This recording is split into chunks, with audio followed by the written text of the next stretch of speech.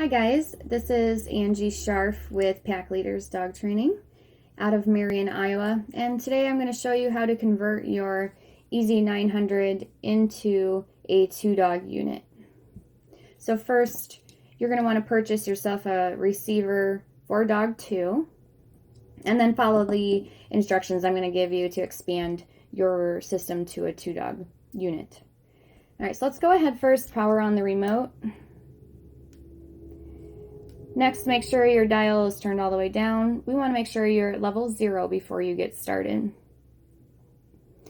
Now you'll see on the front screen that the 1D right there is flashing at the top, so I'm currently set as a 900.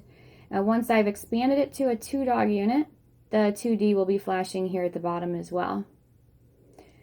Alright, so again, make sure your dial is at 0 before we get started. Place a finger over that on-off button. Your other 2 fingers over the front S3 and S4. Now what I'm going to do then is I'm going to hold the buttons down simultaneously for a few seconds, and you'll hear 3 beeps. After you've heard the beeps, you can release the buttons, and you'll see that that 2D will be displayed. So here we go.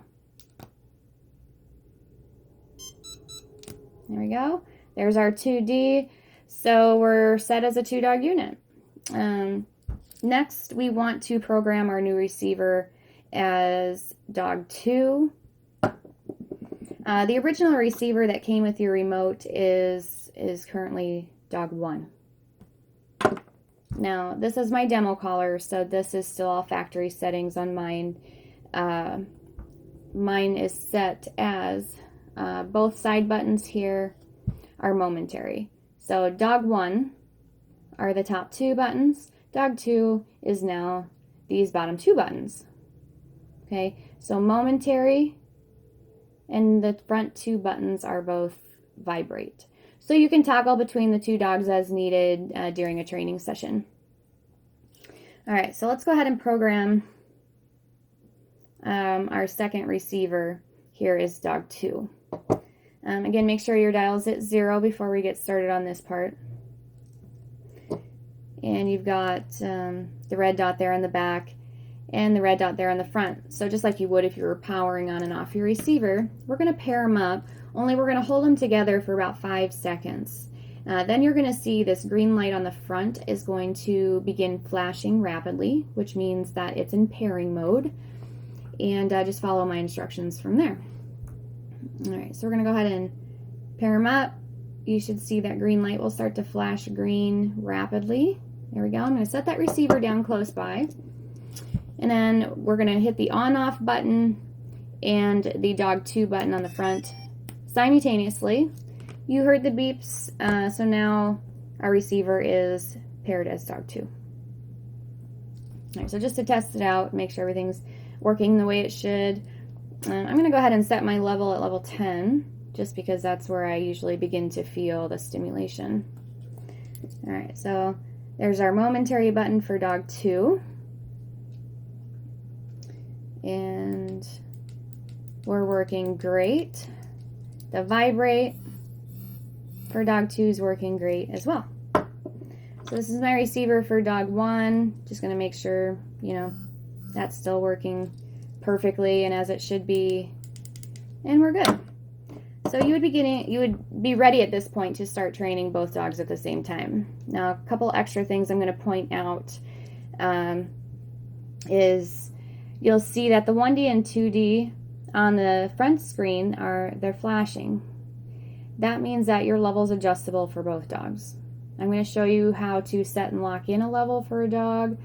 That would be used if you have one dog that maybe works at a much lower setting than the other one, and you'd rather not buzz him at the higher level. So in order to do that, find that program button on the side, place a finger over the top of that, and we are going to lock in dog 1. Looks like we're still at 10, so I'm going to lock him in at 10. So we've got the program button and the S3, which is dog 1. We're going to tap those simultaneously, and then you'll see the level on the front will blink once. There we go, and we release the button. You'll notice that 1D is now solid, so that dog is locked in at 10. You can still turn the dial, and the level will change, but if you tap the momentary button here on the side for dog 1, you'll see it goes back to level 10. All right, so same thing for dog 2. Let's go ahead and lock dog 2 in at 16.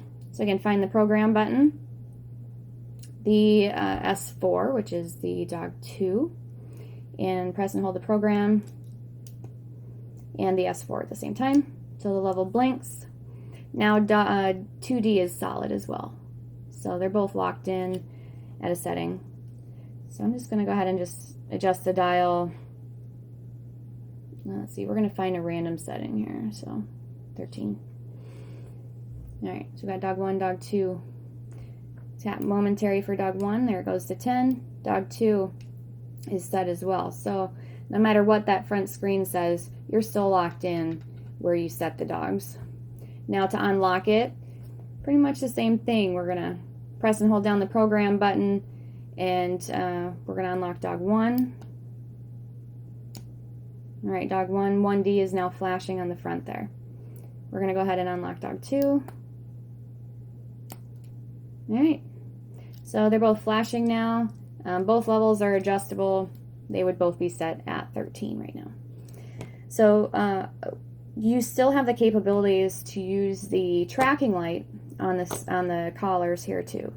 I'm just going to show you because it's a little bit different than what it was on the 1-dog unit.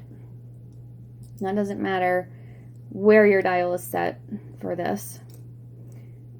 Okay, I've got dog 1's receiver here. We're going to do dog 2, that receiver there.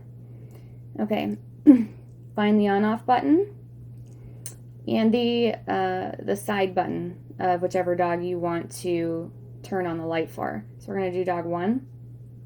Okay, so I'm going to press and hold the on-off and the dog 1 simulation mode simultaneously. There we go. First, you got the strobe. We're going to tap the buttons again. We've got the solid light, and then again, and it turns off.